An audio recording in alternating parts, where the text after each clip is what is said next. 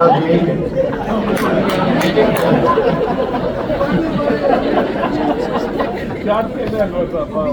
صاحب بہت اچھا، پہلی مرتبہ بدر وزیر صاحب کے کہنے پر اور ڈاکٹر نوید سید صاحب کے اصرار پر میں آپ کے شہر پہنچا۔ ہوائی جہاز جب نیچے اتر رہا تھا تو میں نے زمین کو دیکھ کے احساس کر لیا کہ یہ شہر شرافت سے بھرا ہوا ہے، اور کسی شہر میں مجھے یہ تہذیب نظر نہیں ہے۔ ڈاکٹر صاحب یزید کے خلاف ہیں، سید ہیں، اسی وجہ سے انہوں نے زینب کو پی ایچ ڈی کرانے کے لیے رکھ دیا ہے۔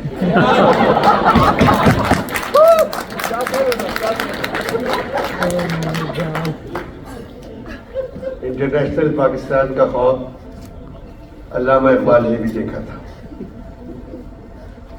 مگر وہ تو نیشنل پاکستان بھی نہیں بن سکا۔ انٹرنیشنل یونیورسٹی کا خواب ڈاکٹر صاحب نے دیکھا ہے، اس کی تعبیر شروع ہو چکی ہے۔ انٹرنیشنل پاکستان یونیورسٹی مریٹھی پہاڑیوں کے درمیان ہے، یونیورسٹی کے احاطے میں پہاڑیاں بھی ہوں گی، اور دنیا کا ہر جو چیز آپ سوچ سکتے ہیں اس یونیورسٹی میں ہے۔ ڈاکٹر صاحب نے بتایا کہ اس یونیورسٹی میں دنیا بھر کے جانور بھی ہوں گے، ایک جگہ رکھے جائیں گے، مگر بندر نہیں ہوں گے، کیونکہ بندر، ڈارون کی تھیوری ہے کہ انسان پہلے بندر تھا، اور پاکستان میں لاکھوں کی تعداد میں بندر موجود ہیں۔ ڈاکٹر صاحب سے عمران خان کی بہت دوستی تھی، انہوں نے ہی وہ زمین ڈاکٹر صاحب کو دی یونیورسٹی کے لیے، مگر عمران اس وقت جیل میں ہیں۔ مگر اللہ تعالیٰ کا شکر کہ ڈاکٹر صاحب نے کوئی پریس کانفرنس نہیں کی۔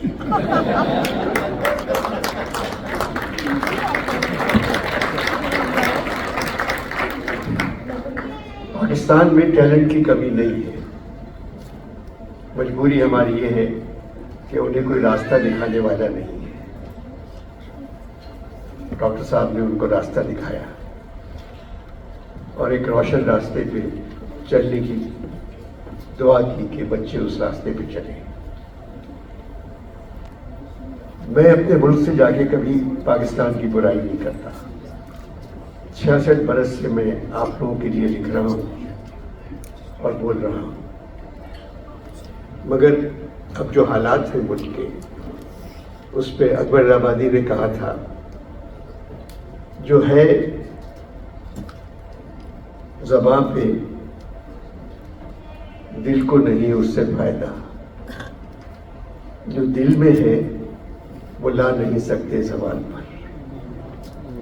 یہ مجبوری ہے، مجھے کچھ کہنے کی اجازت نہیں ہے پاکستان میں، جب تک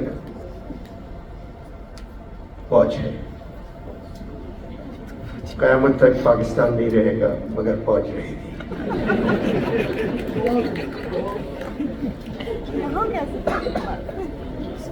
76 برسوں سے میرے دل و دماغ پر ایک قرض سوار ہے، جس کا سود میرے ملک کو دینا ہے۔ ہر لمحہ سود بڑھ رہا ہے، اس سود کو اتارنے کی اہلیت کسی بھی حکمران میں نہیں ہے، نہ پہلے تھی، اور اب سود اتارنے کی ہمت دن بدن میری عمر کی طرح کم ہوتی جا رہی ہے۔ پاکستان آگے نہیں بڑھ رہا ہے، صرف سود بڑھ رہا ہے۔ ہر بینک اسلامی بینک ہے، سود سے پاک، مگر پاکستان سود سے بھرا ہوا ہے۔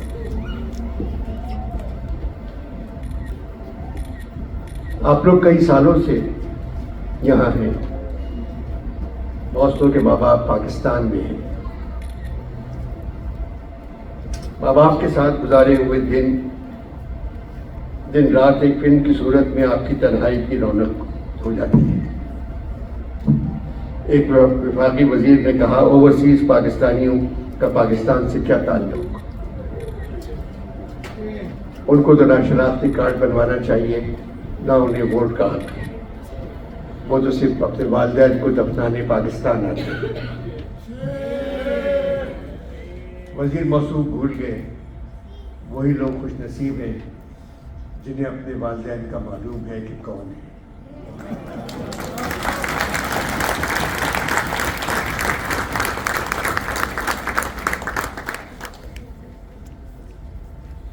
میں ٹورانٹو آیا تھا، ٹورانٹو میں آدھا ٹورانٹو تحریک انصاف سے بھرا ہوا ہے، آدھا فوجیوں سے بھرا ہوا ہے۔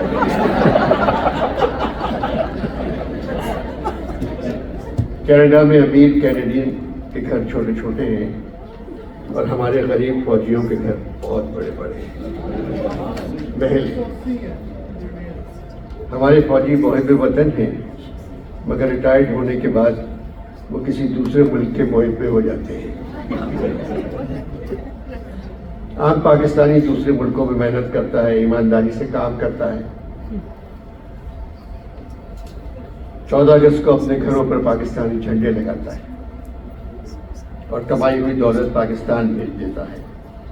ان لوگوں کی ہمیں عزت کرنا چاہیے، آپ سب عزت کے قابل ہیں۔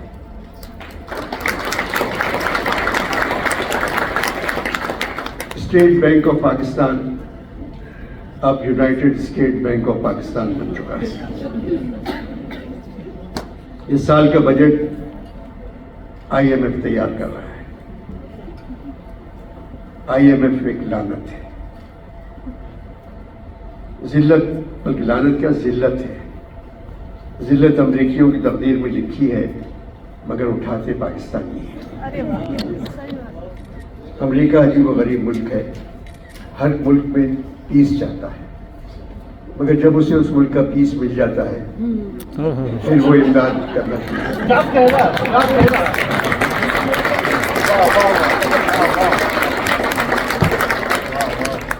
میں کسی سیاسی جماعت کا ممبر نہیں ہوں، نہ تحریک انصاف کا، نہ نون کا، نہ پیپلز پارٹی کا، نہ جماعت اسلامی کا، نہ MKM کا۔ وجہ یہ ہے کہ میں دل و جان سے سچا پاکستانی ہوں، میں صرف پاکستانی۔ آج کل پاکستان میں مجھے غازی پر بات کرنے کی اجازت نہیں ہے، اور امریکہ میں غازہ پر بات کرنے کی اجازت نہیں ہے۔ زہرا نگاہ میری بہن نے پڑھی، ان کی ایک تازہ نظم ہے جو انہوں نے غازہ پر لکھی تھی، جس کا ترجمہ اب فرینچ میں، اٹالین میں اور ہندوستان میں ہر جگہ ہو چکا ہے، چین میں بھی ہو چکا ہے۔ تازہ نظم ہے ان کی: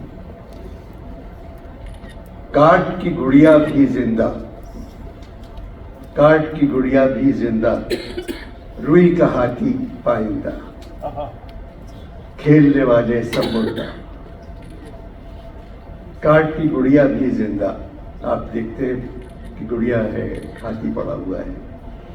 کاٹ کی گڑیا بھی زندہ، روئی کا ہاتھی پائندہ، کھیلنے والے سب مردہ۔ حال نے سب کچھ چھین لیا، کیا ماضی کیا آئندہ۔ لبے اسحاق بھی مہر بلند، دیواریں گریا خاموش۔ حضرت اسحاق کا ہے، لبے اسحاق بھی مہر بلند، دیواریں گریا خاموش۔ قبلہ اول اقصی بھی دور سے دیکھ رہا خاموش۔ کوہ گراں بھی سوئے ہوئے، بہتا ہوا دریا خاموش۔ ساری اذانیں بے آواز، دین بھی چپ دنیا خاموش۔ آگ اگلتے سانپ ارجا، اور موسیٰ کی عصا خاموش۔ ٹکڑے ٹکڑے گھر والے، بچا ہوا بچہ خاموش۔ یہ زہرا نگاہ کی نظم تھی۔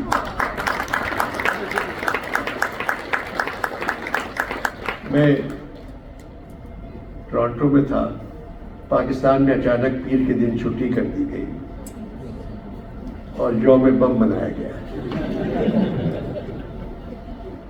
میاں نواز شریف صاحب نے آج کے دن بم پھاڑا تھا۔ جو ان کی حکومت ہے، فوج کو خوش کرنے کے لیے یوم بم بنایا گیا.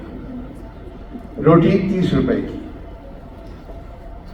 نان 50 روپے کا، پھل عام آدمی کی خرید سے باہر، آٹا چینی آپے سے باہر، کسان اناج اگا کر بھی بھوکے بیٹھے ہوئے، سیلاب کا پانی اتر کے نہیں دے رہا ہے، اسکول بند، تعلیم بند، صرف ایٹم بم. پاکستان کے پاس صرف ایٹم بم ہے. ایک غریب آدمی دکان پر گیا، اس نے کہا مجھے پاؤ بھر ایٹم بم دے دو کیونکہ وہی پاکستان میں ہے. پاکستان میں بہت دنوں سے خاموش تھا خدا کی طرح، مگر یہاں کچھ بولنا پڑ رہا ہے. محبت ہے مجھے پاکستان سے. میرے وطن میری ہر ایک دعا ہے تیرے لیے، میرے خدا سے میری التجا ہے تیرے لیے. تجھے وہ غم نہ ملے جو میرے نصیب میں ہے.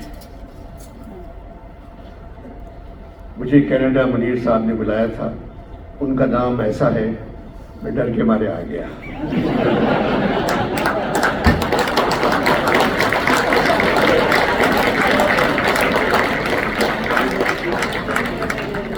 صاحب ہی ہیں، بہت اچھے انسان ہیں. ٹورنٹو کے شو میں تھیٹر میں 1600 لوگ تھے، 200 کھڑے ہوئے تھے. نہ کھانا تھا نہ گانا تھا. 6:30 بجے کا وقت تھا، ہال 5:30 بجے بھر چکا تھا. ذرا میرے پروگرام کو غور کریں. 25 مئی ٹورنٹو، 31 مئی ڈیلس، 1 جون کیلگری، 2 وینکوور. میری عمر 84 برس ہے. سڑکوں پر ٹورنٹو میں اشتہار لگے تھے 40 فٹ لمبے. Living legend from Pakistan live in Toronto 25 میں، شو سولڈ آؤٹ. پاکستان واپس جاؤں گا تو لائیو اور لیونگ نکال دیں گے لوگ.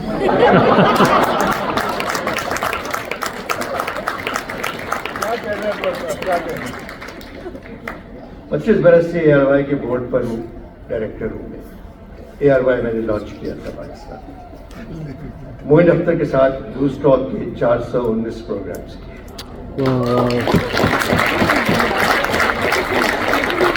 جو کچھ آج پاکستان میں ہو رہا ہے وہ میں معین سے 12 برس پہلے کہلوا چکا ہوں. معین کے لیے میں نے 32 برس لکھا اور معین نے اس کا حق ادا کر دیا. بہت بڑا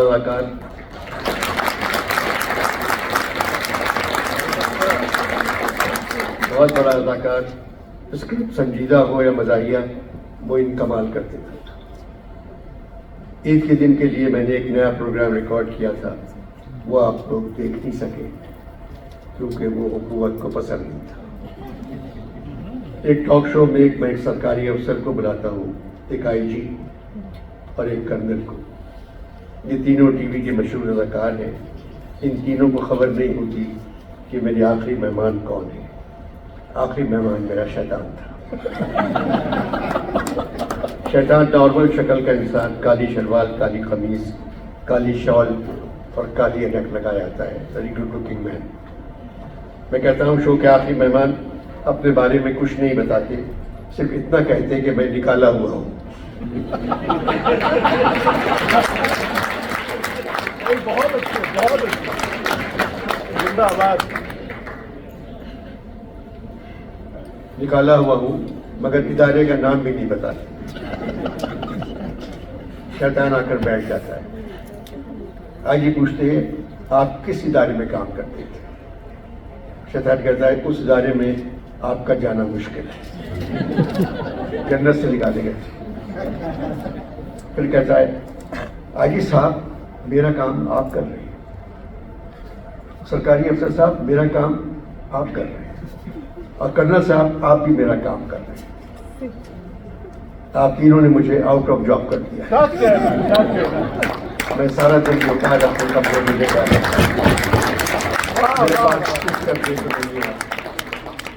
مجھے کیوں بھیجا خدا نے پاکستان. کچھ کرنے کو نہیں دیں گے. کرنل کھڑ جاتے, کون ہو تم؟ چھوڑ, میں شیطان ہوں. تو کرنل زور سے کہتے ہیں لا حول ولا قوت. تو ایک دم کرنل غائب ہو جاتے ہیں, سرکاری افسر غائب ہو جاتے ہیں.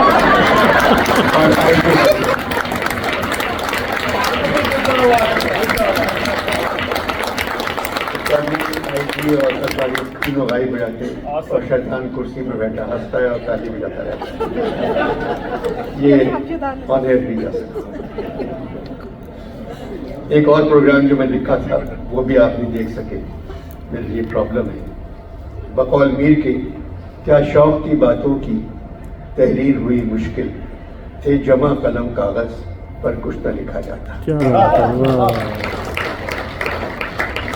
کیونکہ منع کرنے والوں کو یہ خبر نہیں, سوارے تخت رواں کو خبر نہیں ہوتی, سوارے تخت رواں کو خبر نہیں ہوتی کہ تخت ہی سے تو تختہ نکلتا رہتا ہے.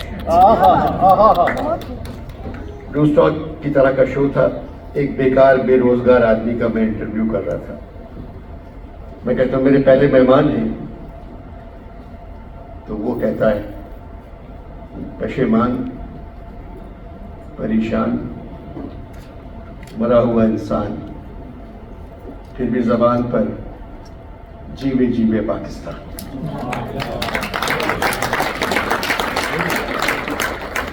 بھائی پھر آپ زندہ کیوں ہوئے؟ مجبوری ہے اکبر صاحب, مجبوری ہے. کیسی مجبوری؟ اکبر صاحب ہم زندہ قوم ہیں.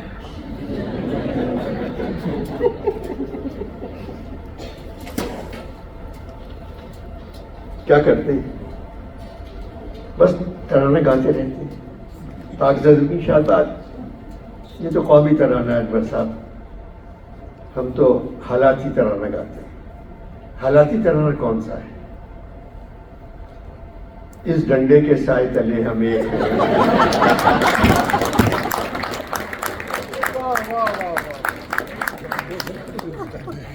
بھائی اس پرچم کے سائے تلے ہم ایک ہیں, ہم ایک ہیں.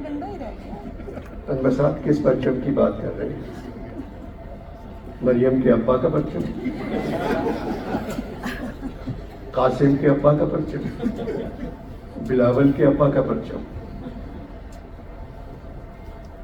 MQM کے بارے میں کچھ نہیں کہا. وہ تو ہر سیاسی پرچم کا سایہ ڈھونڈتے پھرتے.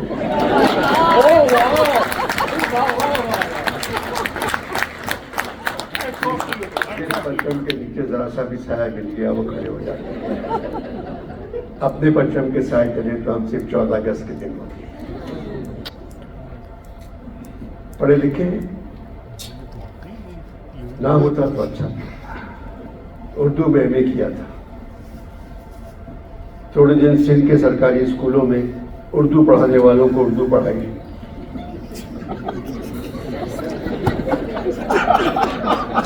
پھر جب وہ مجھے غالب کے اشعار کا مطلب بتانے لگے تو ڈر کے مارے میں نے سندھی سیکھ لی.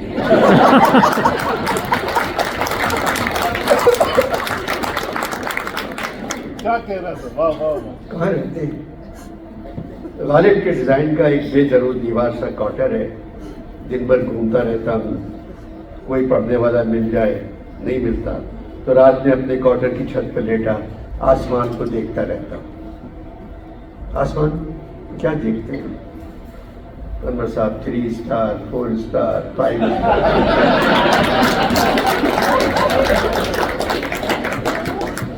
مگر ان اسٹارز کو معلوم نہیں انور صاحب کہ ستاروں سے آگے جہاں اور بھی. کیا بات ہے.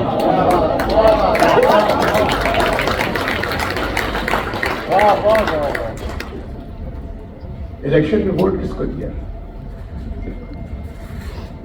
انور صاحب شناختی کارڈ نہیں ہے, نہ پاسپورٹ ہے. کیوں؟ گھر واپس جانے کے لیے پاسپورٹ کی ضرورت نہیں ہوتی. رہی شناختی کارڈ کی بات تو میری کوئی شناخت نہیں. ووٹ تو ڈالنا چاہیے. انور صاحب میں ڈاکہ ڈالنے کا سوچ رہا ہوں. بیوی بچے ہیں,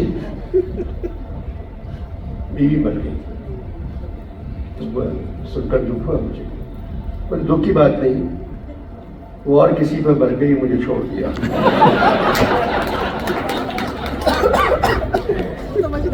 کہنے لگی غالب، اقبال، فیض میرا جی کے ساتھ زندگی نہیں گزار سکتے، ایک بینک کے افسر سے شادی کر لی،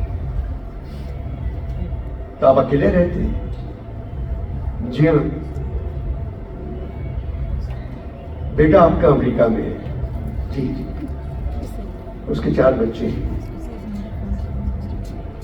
بیٹے کے پاس چلے جائیں، یہاں اکیلے رہتے ہیں آپ گھر میں۔ انور صاحب، اس کی بیوی کام کرتی ہے، بیٹا کام کرتا ہے، 4 بچے ہیں، وہاں جاؤں گا تو کہیں گے دادا برتھ ڈے ہے، غبارے پھلا دیں، دادا آج اسکول آپ چھوڑ کے آئیں گے، دادا گھاس پر سے برف صاف کر دیں، دادا نہ کتے کو ٹہلا کے۔ انور صاحب، قید بابا شرکت سے یہ قید تنہائی بہتر ہے۔ بیٹا ملنے آتا ہے؟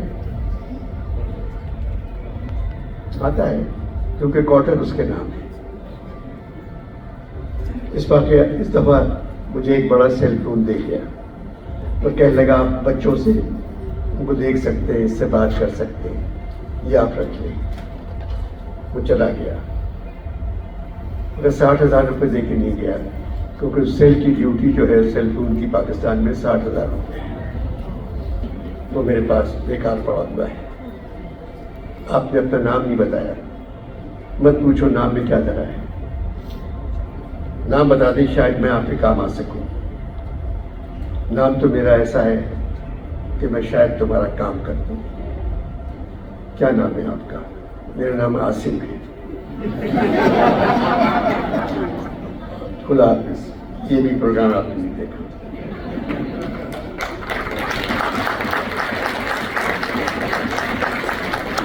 کراچی کے ہوائی اڈے پر ٹورنٹو روانگی سے تعلق سارے لوگ میرے ساتھ تصویریں کھنچوا رہے تھے۔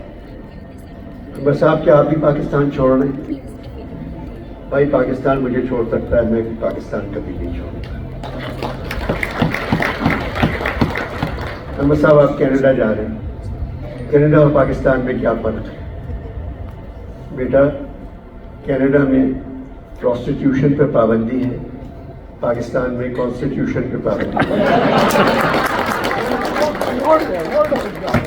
یہی سب سے بڑا فرق ہے۔ ایک خاتون آئی، انور صاحب اماں ویل چیئر پر بیٹھی ہیں، میں نے کہا بی بی کوئی بات نہیں، سارا پاکستان ویل چیئر پہ بیٹھا ہے۔ اماں دعا مانگ رہی ہیں کہ اللہ کرے کہ آپ کا نام ECL پر ہو تاکہ آپ پاکستان سے باہر نہ جائیں۔ میں نے کہا نہیں، میرا نام ECL پہ نہیں ہے۔ کہ آپ اماں کے ساتھ ایک تصویر دکھا سکتے ہیں؟ میں نے کہا جی۔ مجھے ذرا ویل چیئر پہ دھکا دے دیں، میں فلم بنا لوں۔ تو میں ان کی والدہ کی ویل چیئر کو دھکا دیتا ہوا گیا، انہوں نے فلم بنا لی۔ تو ایک صاحب میرے پاس آئے، کہتے کہ بیگم کی طبیعت ٹھیک ہے؟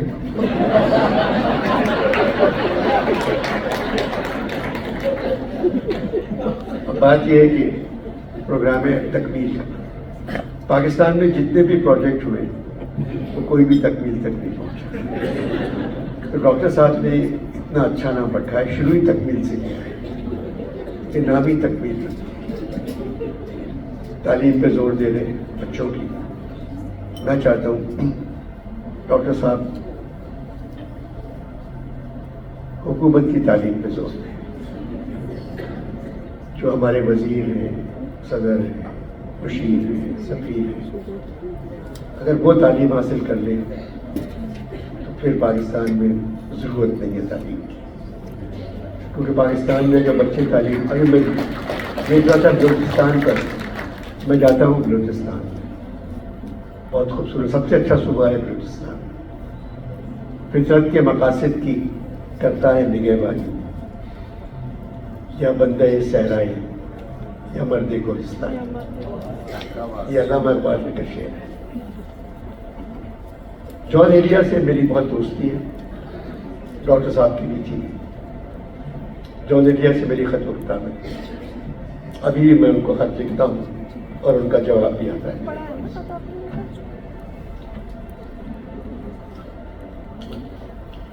مرنے کے بعد جان بہت پاپولر ہو گئے سوشل میڈیا کی وجہ سے اور نوجوانوں میں. اگر میں ہندوستان جاؤں تو سب کہتے ہیں انور صرف جان پہ بات کریں, نہ فراز پہ بات کریں, نہ فیض پہ, نہ اقبال پہ, نہ غالب پہ, جان پہ بات کریں. اور نوجوان یونیورسٹی کے بچے لوگ نوجوانوں میں اس لیے مقبول ہیں کہ ان کو لوگ کوئی پاپ سٹار, راک سٹار سمجھتے ہیں. بال بڑے بڑے, عجیب سی شکل کر رہے ہیں, صرف گٹار ہاتھ میں نہیں ہے ان کے, باقی تو مک جیگر لگتے ہیں.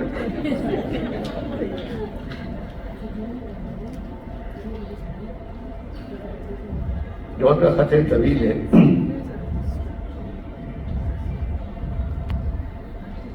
جانی, تمہارا خط ملا, پڑھ کر خوشی ہوئی کہ حالات بہت خراب ہیں.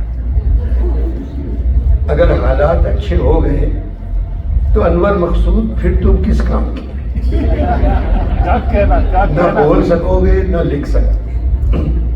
تم بولتے ہو برے حالات کی وجہ سے, لکھتے ہو برے حالات کی وجہ سے. دعا مانگو جب تک تم زندہ ہو حالات برے ہی رہیں. جانی, حالات قوم ٹھیک کرتی ہے. ملک کے عوام ایران یا چین سے برآمد نہیں کیے جاتے. قوم کا حکمران طبقہ آسمان سے نہیں ٹپک پڑتا. حکومتیں عام طور پر غیر جذباتی ہوتی ہیں اور عوام بے حد جذباتی. اگر عوام جذباتی نہ ہو تو قوم کی تاریخی, تہذیبی, تمدنی اور تخلیقی اثاثے تباہ ہو جاتی ہیں. حکومت اور عوام جہاں دونوں جاہل ہو, تعلیم سے دور ہو, تو پھر شاندار حال و مستقبل کا وہ خواب کیسے پورا ہوگا جس کی تعبیر حاصل کرنا کسی ایک فرد یا کسی ایک طبقے کا نہیں, ساری قوم کا فرض ہے. جانی, تمہاری قوم ہی نہیں ہے. فوج کے سربراہ کا استقبال کرنے تمہارے وزیر اعظم اپنی کرسی سے اٹھ کر نیچے جاتا ہے دروازے تک, اور شاید وہ فوجی سربراہ کی گاڑی کا دروازہ بھی کھول دیتا, مگر دروازہ ایک سپاہی نے کھول دیا. بعد میں اس سپاہی کو وزیر اعظم ڈانٹا ہوگا کہ جو کام میرا تھا وہ تو نے کیوں کیا. جانی, فوج کا سربراہ سیکرٹری ڈیفنس کے نیچے آتا ہے. جب وزیر اعظم کا یہ حال ہے تو وزیروں کا کیا ہوگا؟ چھوڑو ان باتوں کو, تم جانو یا تمہارا ملک روشنی کے انتظار میں اندھیروں سے لڑتے رہو. جانی, جب اسلام پھیلا تھا اس وقت مسلمان سپاہی کہتا تھا اسلام قبول کرو نہیں تو ہم سے جنگ کرو. تمہارے یہاں بہادر کہتے ہیں قبول کرو. جانی, ان سے جنگ کون کر سکتا ہے؟ سب کہنے لگتے ہیں قبول قبول. جانی, میں فوج کے خلاف نہیں ہوں, مگر فوج کے جمہوریت میں دخل ان کے خلاف ہوں. جانی, 45 برس پہلے میرے ایک بہت اچھے شعر کی پیروڈی کر کے تم نے میرے شعر کو تباہ کر دیا تھا. اس وقت فوج کراچی میں گشت کر رہی تھی. معین اختر میرے روپ میں میری طرح پڑھ رہے تھے. یعنی میرا شعر تھا, کیا وہ بساط الٹ گئی, ہاں وہ بساط الٹ گئی, کیا وہ جوان گزر گئے, ہاں وہ جوان گزر گئے.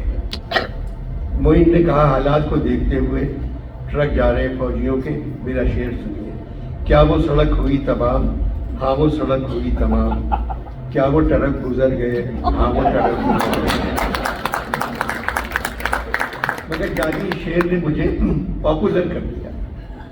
جس گلی میں جاتا بچے میرے پیچھے بھاگتے ہوئے زور زور سے پکارتے, کیا وہ ٹرک گزر گئے, ہاں وہ ٹرک گزر گئے. اسی شعر کو تم نے پچھلے ہفتے ایک ٹیلی ویژن کے پروگرام میں پھر بدل کر سنایا. جانی, تمہارا یہ شعر مجھے اوریجنل شعر سے اچھا لگا. تم نے پڑھا, کیا وہ بساط الٹ گئی, ہاں وہ بساط الٹ گئی, کیا وہ جواں پھر آ گئے, ہاں وہ جواں پھر آ گئے. مقصود وہ جوان تو جب موقع ملا آ جائیں گے, آتے رہیں گے. تم ہی لوگ دعوت دیں گے ان کو. پاکستان کی تاریخ دیکھ لو. پھر یہ خط طویل ہے, لمبا ہے.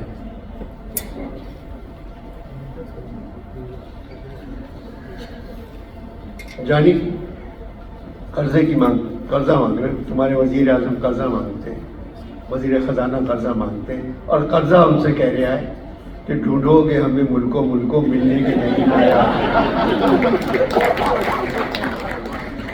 یعنی قیامت کی دو تازہ مثالیں میں نشانیاں میرے پاس موصول ہیں، نہیں پرسوں بالکل تازہ ہیں یہ قیامت کی نشانیاں. جب حکومت جاہلوں کے پاس ہو اور پیسہ غریبوں کے پاس ہو، جانی سمجھ جاؤ قیامت آنے والی ہے. اور جانی جب کالے جوتے پہن کے ہجڑے ایک تحریک انصاف کے آدمی کو مارے، سمجھو قیامت قریب ہے.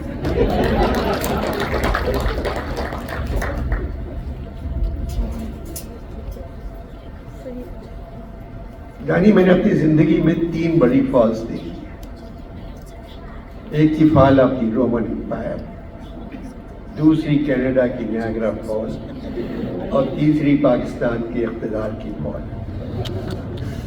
ان سب میں بڑی پاکستان کے اقتدار کی فال ہے. اس نے 14 کروڑ لوگوں کو ڈبو دیا. مجھے سن رہے ہو یا آپ سو گئے؟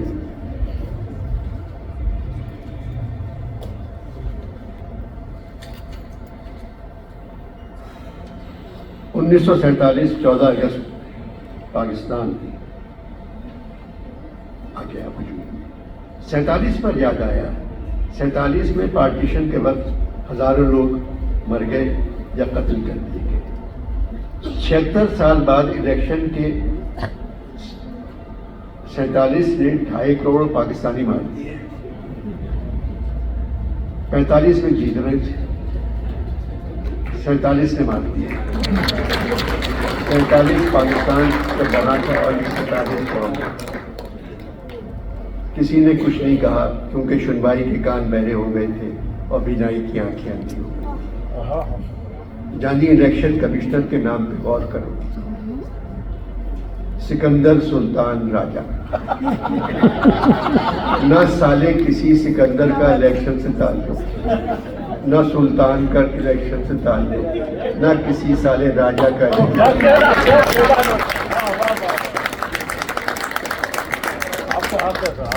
الیکشن کے دن عوام نے سیاستدانوں کی کالک اپنے انگوٹھے پہ لگائی. وہی کالک ووٹ ڈالنے والوں کے منہ پر الیکشن کمیشن نے بن دی. اس نتیجے نے تمہاری فلاکت زدہ قوم کو ساری دنیا میں رسوا کر دیا. رسوا سرکاری اداروں اور بہادروں کو بھی کیا، مگر ان پر کوئی اثر نہیں ہوا کیونکہ ان کو تو رسوا ہونے کی لت پڑ گئی. جانی بڑی باتیں بہت ہو گئی. پھر وہ کچھ شاعری واعری ہے. اس کے بعد جانی میں نے تمہاری طرز میں ایک غزل لکھی.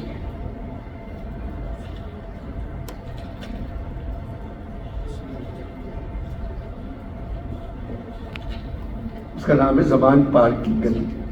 غزل کا نام نہیں ہوتا مگر میں نے لکھی. یعنی پولیس حیران اس گلی میں ہے، ایک گھمسان اس گلی میں ہے. کیا خبر ان محل نشینوں کو، قوم کی آن اس گلی میں ہے. کیا خبر ان محل نشینوں کو، قوم کی آن اس گلی میں ہے. میں جو کافر ہوں اس گلی باہر، میرا ایمان اس گلی میں ہے. میں جو کافر ہوں اس گلی باہر، میرا ایمان اس گلی میں ہے. ایک مہاجر پکارے جاتا ہے، وہ پٹھان اس گلی میں ہے. سارے نامہربان شہر میں ہے، ایک مہربان اس گلی میں ہے. جانور کہہ رہے ہیں آپس میں، ایک انسان اس گلی میں ہے. کیا بات ہے. ایک سپاہی نے مرتے وقت کہا، ایک سپاہی نے مرتے وقت کہا، میرا سلطان اس گلی میں ہے. جان جائے تو جائے غم کیسا، میری تو جان اس گلی میں ہے. اور ایک بار مجھ کو جانے دو، میرا عمران اس گلی میں ہے.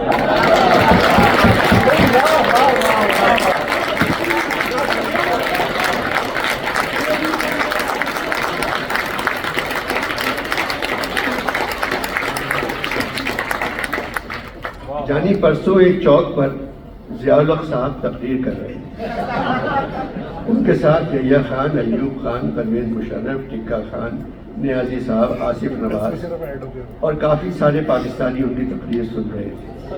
ایک کونے میں پیپلز پارٹی والے کھجور کی ٹہنیاں ہاتھ میں لیے کھڑے تھے۔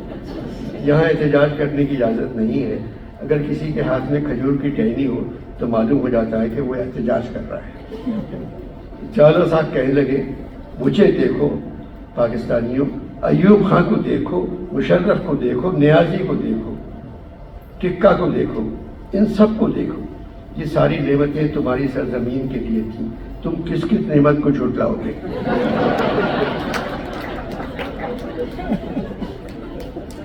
جانی 9 مئی کا واقعہ، عمران کے لوگوں نے شہیدوں کی یادگاروں کو نقصان پہنچایا۔ میرے ذہن میں سورہ آل عمران کے یہ الفاظ گونج اٹھے، ہرگز خیال نہ کرو ان کی بابت جو شہید ہوئے اللہ کی راہ میں کہ وہ مر گئے، بلکہ وہ زندہ ہیں، اپنے رب کے پاس ہیں، روزی پاتے ہیں، شادماں ہیں۔ سورہ بقرہ، جو لوگ جہاد میں مارے جاتے ہیں انہیں مرا ہوا مت کہو، وہ تو زندہ ہے، لیکن تم لوگ نہیں سمجھتے۔ کیپٹن محمد سرور، میجر طفیل، میجر عزیز بھٹی، میجر محمد اکرم، میجر بشیر شریف، سوار محمد حسین، راشد بناس، لارنس نائک، محمد محبوب، جانی یہ سب زندہ ہیں، ان کو یادگاروں کی ضرورت نہیں ہے۔ ہمارے لیے اپنی جانیں قربان کرنے والے ہمارے دلوں میں، ہمارے گھروں میں، ہماری دعاؤں میں قیامت تک رہیں گے۔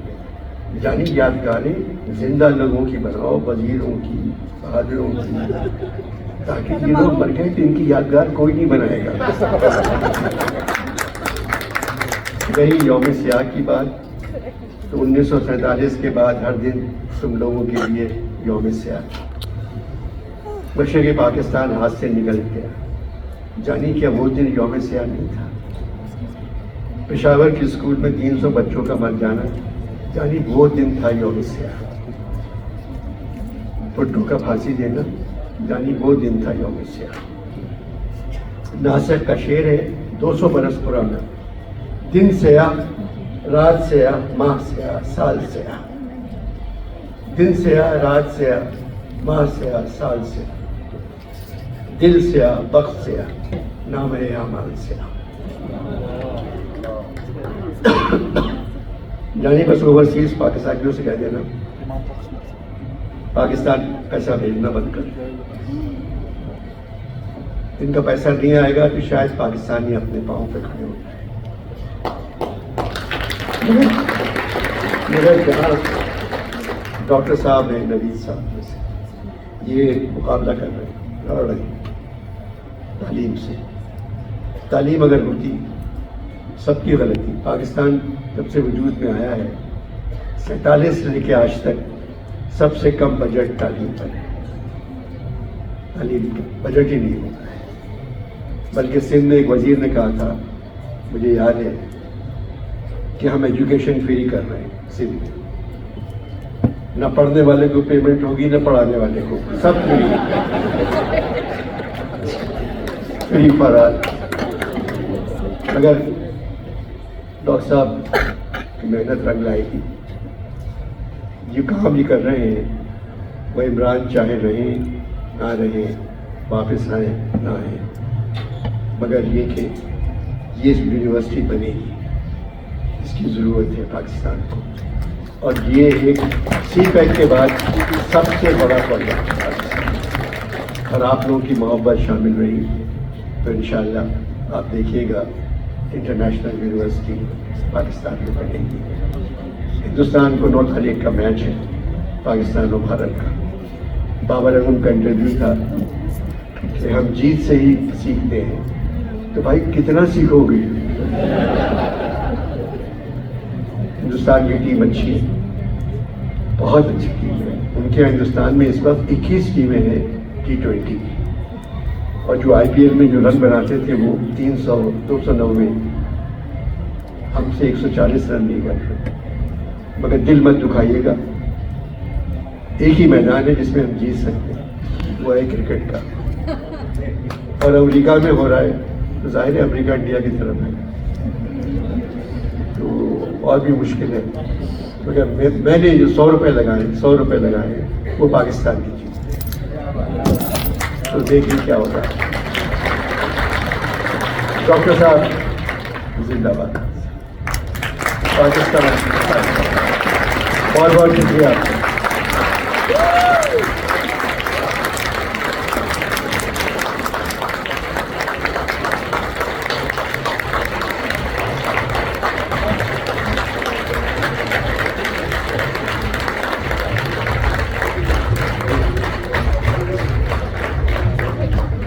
ان سب قیامت مجھ کے لیے اب سے قیامت میں بیٹھوں گا اور اب میرے ساتھ میں نے اپنے نکاح میں تصویر نہیں دکھائی.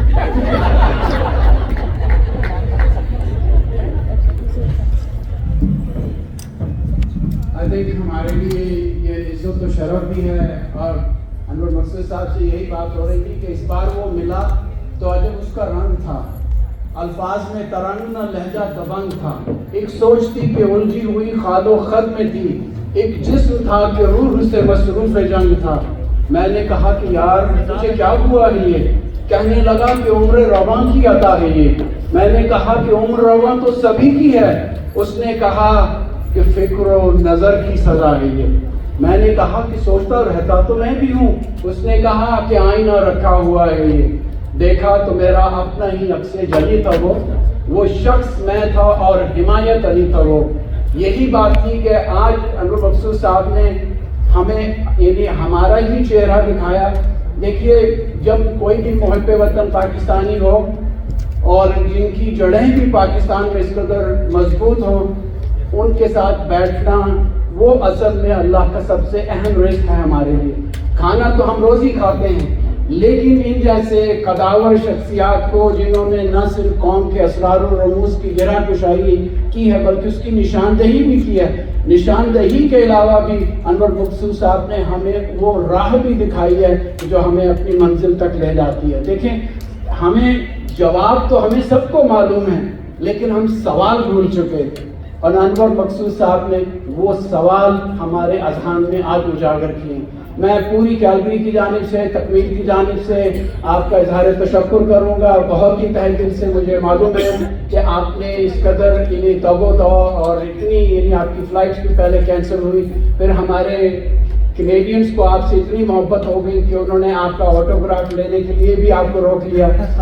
تو لیکن ان سب چیزوں کے باوجود دیکھیے کہ ہمارے لیے عزت و شرف ہے. آپ جہاں بھی جاتے ہیں آپ ایک پاکستان کی شناخت ہیں، اور میں یہ سمجھتا ہوں کہ آپ ہم سب کی بھی شناخت ہیں. ہم دعا گو ہیں کہ اللہ آپ کو ہمیشہ محفوظ رکھے ہر بلا سے، چاہے وہ اوپر سے آ رہی ہو یا نیچے سڑکوں سے آ رہی ہو، اس سے آپ کو محفوظ رکھے. آپ ہماری قوم کا ساتھ ہیں، آپ ہمارا یعنی مان ہیں، ہماری پرمپرا ہے، ہماری تہذیب ہے، ہمارا کلچر ہے اور ہمارا سب کچھ آپ ہیں.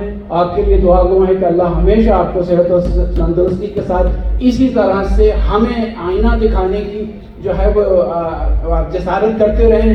اور باقی رہا انشاءاللہ اگر کوئی بھی یعنی وہ ہوگا تو اس کے لیے ہمارے پاس دوسرے ذرائع بھی ہیں. بہت بہت شکریہ ڈاکٹر صاحب. ایک 84 برس کے آدمی کے لیے بے غیرتی کی نشانی ہے کہ ان آدمی 84 سال زندہ ہے.